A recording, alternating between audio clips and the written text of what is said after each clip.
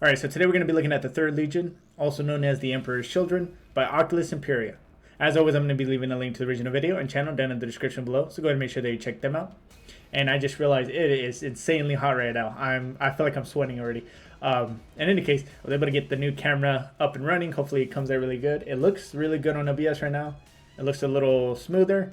Looks smoother on the camera at least. I don't know how it's going to come out in the actual video, but in any case, got that working. I know the schedule has been kind of weird lately, mainly because I've been, I had a lot of time to do my midterms because a lot of my teachers this term ended up giving us all of it at the very beginning, and I didn't do it until the very last minute. So I took like 6 exams in one day.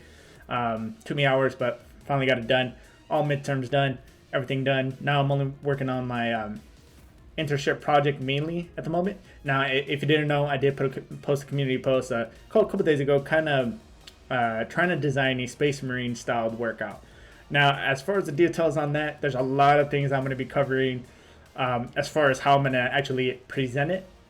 If you check the description down below, there's actually a list that says channel update, or yeah, I believe I called it channel update. Well, in any case, I'm going to be describing kind of what's happening with the channel. I'm going to be also describing exactly what kind of format I'm going to design that workout at.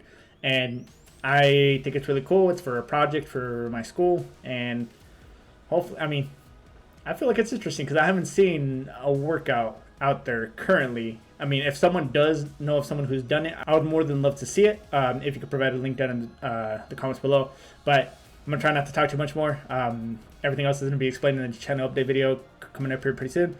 So let's go ahead and get to the actual video. But before we do, don't forget to like, subscribe. It really does help me out a lot. Hit that notification bell right there. That we get notified every time I do upload. Sometimes uploading twice a day. Not working on them whenever I can. And releasing them at some point the next day. I spat a little bit right there. So that way you have a fresh new video at least one time a day to enjoy at your leisure. Damn it, the whole thing threw me off. In any case, let's go ahead and see what the Third Legion, or the Emperor's Children, are all about.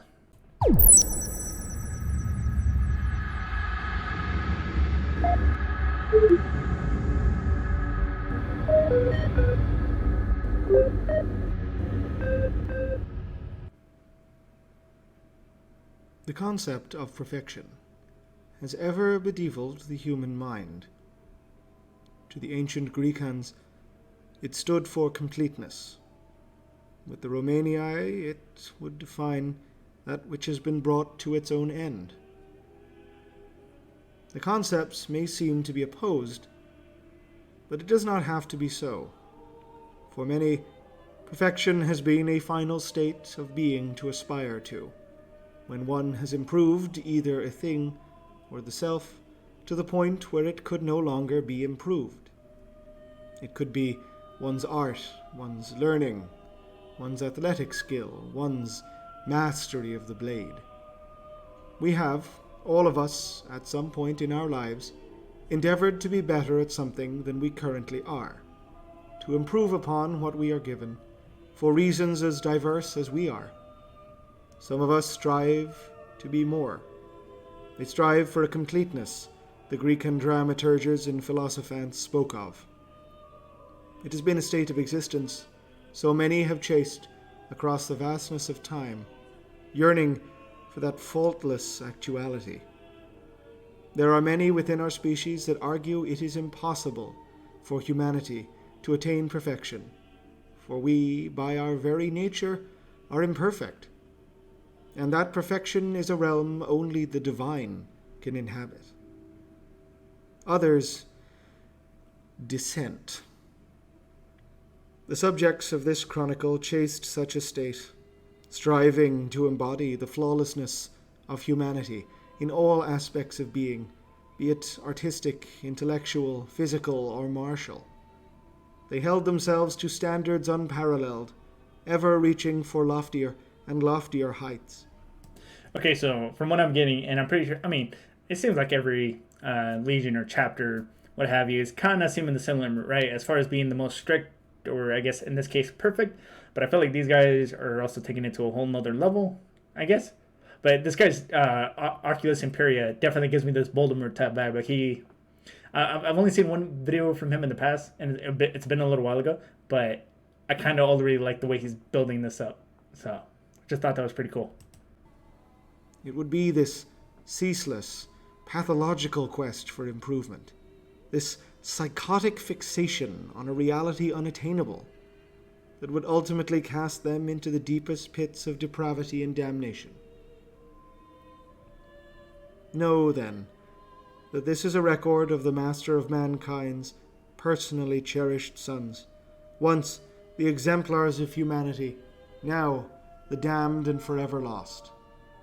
The Third Legion, Emperor's Children. The initial recruitment waves for the Third Legion were drawn from the courtly warriors of... Alright, so real quick, I know this is kind of off topic as far as the Legion goes, but I've been wondering, you've got the sun, that's by Earth, and you got the Necrocomicon, I think that's what it was called. And that it essentially gave us so much light that it actually is what attracted the Tyranids, I believe. I could be wrong about that. I mean, I'm pretty sure I probably am. But those are the only two things I can think of as far as that light source for all of the planets in this universe, right? And I do remember I've gotten my galaxy and universes mixed up. But is there multiple suns? Or is there like maybe structures that they built to provide sunlight and kind of provide like an artificial sun? Just out of curiosity, because the way this is always explaining how vast it is, it's just something that kind of stuck in my mind. I'm hopefully got that across somewhat coherently. Of the long since pacified European hives on Terra, during the closing days of the Unification Wars. As part of their supplication to the Emperor, the nobility of Europa, whose bloodlines were often almost impossibly ancient, offered the finest examples of their youth for service in the armies of unity. Having been humbled by the Imperial Thunder Warriors on numerous occasions, the nobility of the subcontinent desired no such return to conflict, and groomed their offspring for imperial service from birth. This was not done exactly voluntarily, at least initially. Accounts spoke of the begrudgment of nobles that were held towards this tithe, seeing their youth as little more than hostages for the golden despot. But as the years went on, cooperation with the Imperium was increasingly accepted, and some noble houses became zealous converts to the cause. As the decades passed, the Legion's recruitment ground expanded beyond Europa, as other noble families planet-wide, not wishing to be left in the dust of Terran history, began to render their sons for Astartes conversion. During its initial combat operations, the Third Legion differed markedly from their fellows by the sheer nature of their deployments, which often saw them fighting closely with the nascent Imperial army, often in a leadership capacity, while other... So kind of like joint operations, right? Like working... Yeah, I mean, essentially working with someone else who's on the same side, but it belongs to a different branch. I mean, you know, it's like a Marine working with the Army, working with the Air Force, like say Kuwait, right? Although we're not leading them as what he said here, with them actually being the leaders of the Imperial Guard in a sense, like kind of like, I guess, telling them what to do, or like leading them essentially, right? And I mean, other things that I can think about like this is the Marines who go to South Korea, who go there to train their guys, the Rock Marines, and some of the guys that go to Australia, and so on and so forth, and also vice versa. Astartes forces were deployed en masse as dedicated shock troops. The Third often led unaugmented human troops, either as individuals or in squads, operating as a sub-regiment command cadre. While most Astartes would have looked down upon service alongside mortal warriors as belittling to their talents and military role, the Third actively took pride in it, perhaps seeing the obvious parallels between it and the battlefield roles of those ancient members of their own noble bloodlines. Pleasing similarities aside, the Legion displayed marked skill in the understanding and utilization of the strengths and weaknesses of the bizarre array of regiments under Unity's banner, drawing upon their heritage's long-standing traditions to execute their command roles with admirable efficiency. Numerous campaigns in the closing days of the wars bear their hallmark, if not their name, including the Antarctic clearance by Army Group Antilles and the seizure of Nadarin by the Bronze Host. It was, however, not until the Proximan betrayal that the Third Legion's name began truly to be uttered with respect and admiration. Proxima, a world astrologically close to Terra, had survived the fires of the Age of Strife with its civilization intact, although it proved no match for the first expeditionary fleets of the Great Crusade. Two things. He said Age of Strife. I remember that. I think I first heard it in the TTS. Essentially when shit was going crazy. I don't remember if it was exactly when there was like a whole, from what I was reading in the comments, and then again, my mind's always a little fuzzy, as far as it relating to where there was like a lot of, no, that would have been the Unification Wars. If it was the, when people were, I guess like people who were being elected, to lead, I think were corrupt, and there was like just a lot of crazy shit going on. If I remember, correct me though if I'm wrong. And two, so I thought originally that the Emperor's children were going to be, that it would have looked like, hey, yeah, we're willing to work with these guys, right? And then that in actuality, maybe that they were kind of using them as like a cannon fodder or kind of like a meat shield. That's the kind of the thing I was getting. But then when he said that they were actually leading pretty admirably, I was like, okay, so they actually, seems like they at least treated them with a bit of respect. But curious to see how their transition to being a traitor legion is going to actually happen.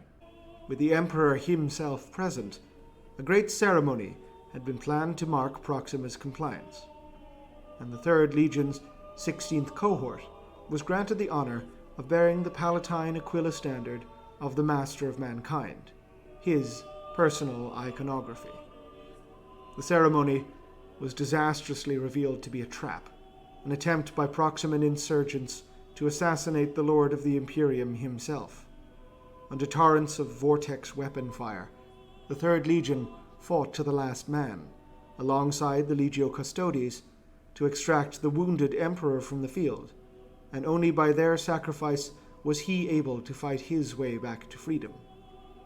Owing to this, the Master of Mankind decreed that, through the blood of their own, the Third Legion had earned the singular honor amongst his 20 Legiones Astartes, to bear the Palatine Aquila itself upon their armor and upon their heraldry, while the Aquila, in its variations, denoted both the Imperium and loyalty to the Emperor as its master, and there was much allegory bound up into its form. For the Third, this became a mark of the honor with which they had comported themselves, and a level to continually aspire to as the crusade marched ever on.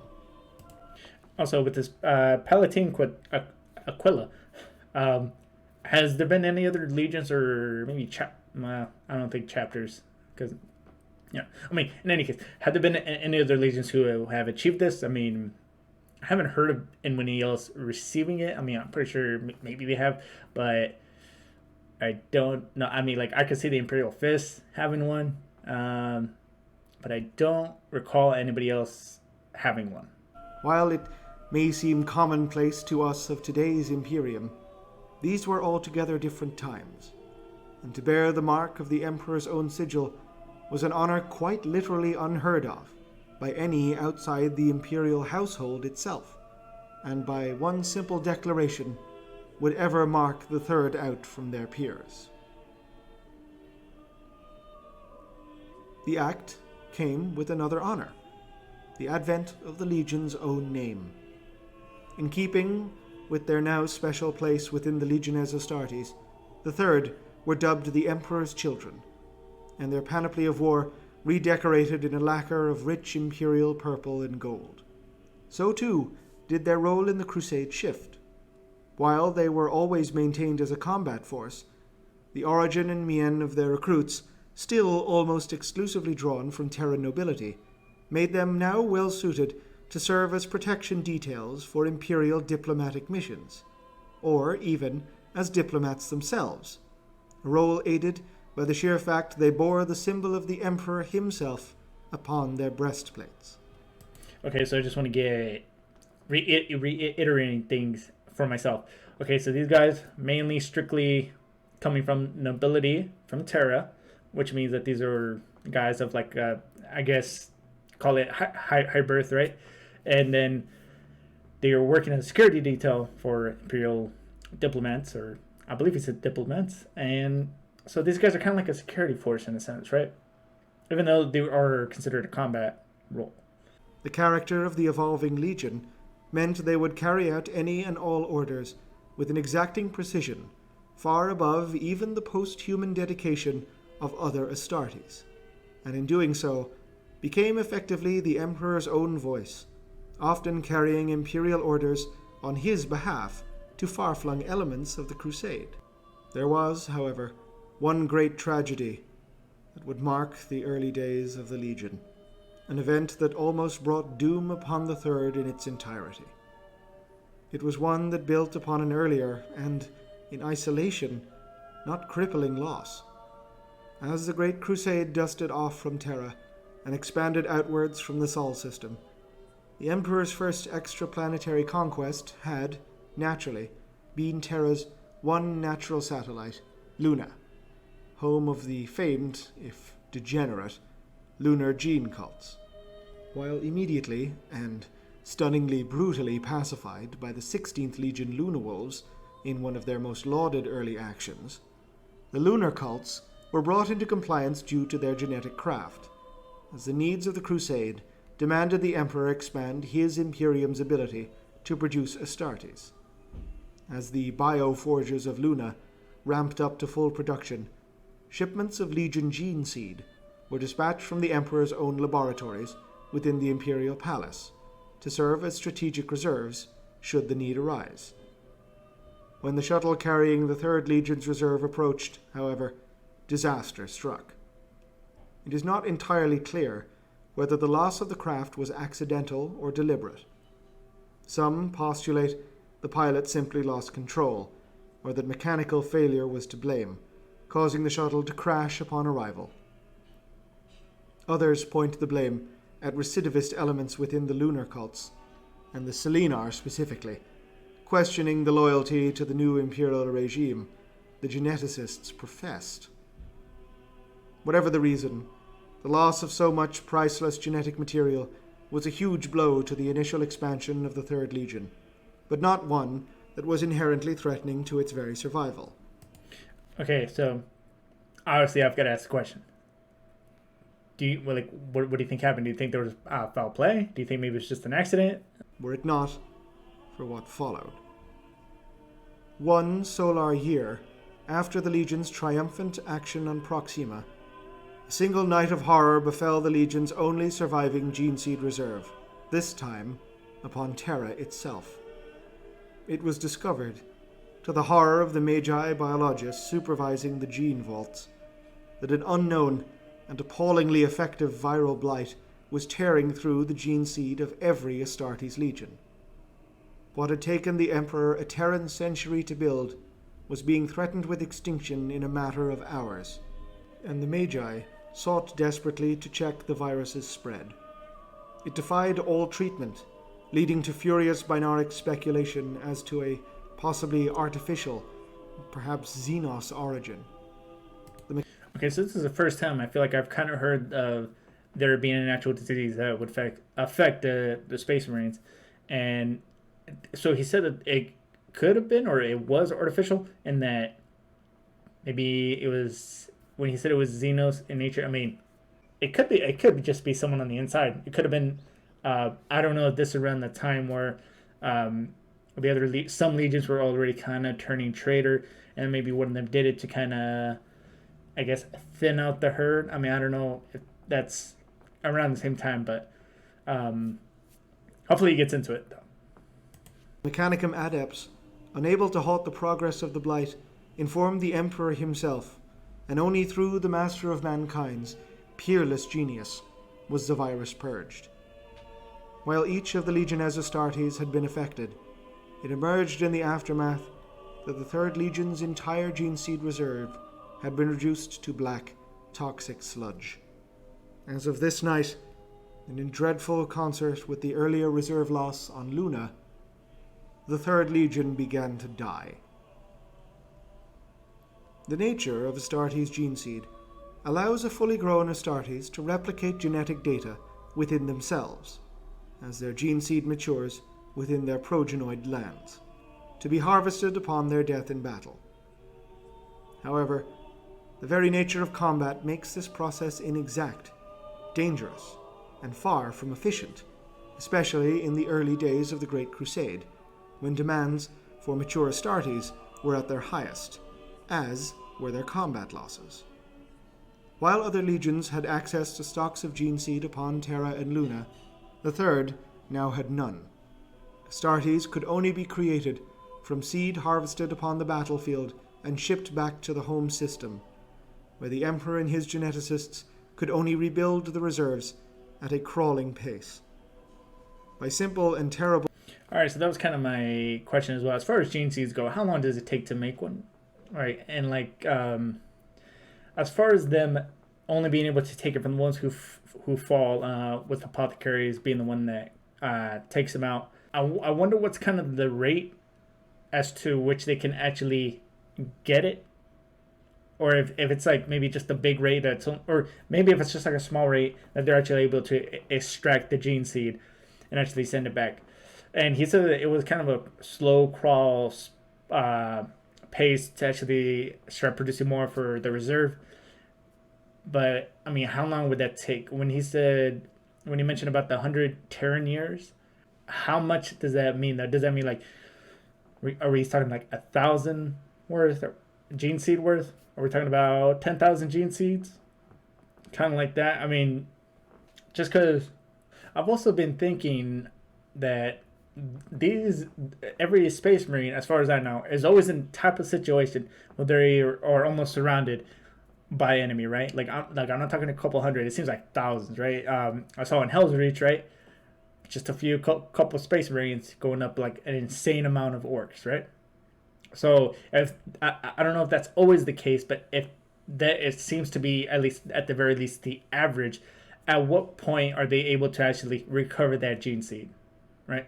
I mean, because if they're just getting overrun, then that's a couple gene seeds just lost right there. Obviously, I don't know any other way that they would be able to recover it back. Maybe I don't know if a servitor would have that capability, like it could flow, pick it up. You know, I mean, I don't know. It's just kind of some things that have been in my mind as far as gene seed goes. Mathematics, the Third Legion was doomed to simply expire. It was only a matter of time. But then, everything changed.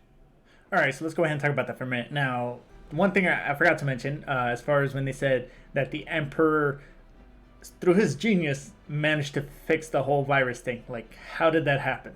Like, he obviously, this time I for sure know that he didn't explain how. He just said through his genius, right? But that the Emperor, or the Emperor's children, wasn't, and that it had turned into that black mush. As far as what started it, I don't know. He said it was most likely Xenos in nature, although that doesn't really seem like a fact. It seems more like that's just kind of what they assumed what it was. I mean, obviously I don't know what the real answer is there, but if someone does know, please comment that down below. It would definitely help me out to kind of just get an idea as to what diseases are kind of out there in the 40K universe, ones that can actually affect Space Marines, because as you know, was it in that little section, or one of those quotes is that they would never get sick. I forgot what the Emperor's giant quote is. It's been a while since I've seen it. I forgot who would have it. I think it was Luton who has it in his videos, but I mean, as far as I know right now, these seem like obviously the Emperor's favorite as well, and I don't know what's gonna happen as far as why they are gonna turn traitor. I mean, as far as the other legions go, I know I've only seen two. As far as the traders go, the Alpha Legion, even though there's just kind of a weird case, at least the Iron Warriors, right, is that it seems like so far they have a reason as to why they did what they did. I mean, except for the Word Bearers, who I heard are supposed to be kind of just crazy at that. But in any case, that's pretty much all I gotta say on this video. Don't really got too much else. Hopefully in the second one we get to learn a little more about how maybe they got screwed over, maybe they just got corrupted by chaos, kind of just what happened and what made them turn traitor. But that's gonna go ahead and do it for this video. Don't forget to like, subscribe, really does help me a lot. Hit that dislike button if you didn't like it. It helps me improve the channel. If you're curious what's coming up next, check the description down below. You're gonna see a list of about 5 videos. Top to bottom is gonna be how I view them. But until then, I'll see you all in the next video. Bye.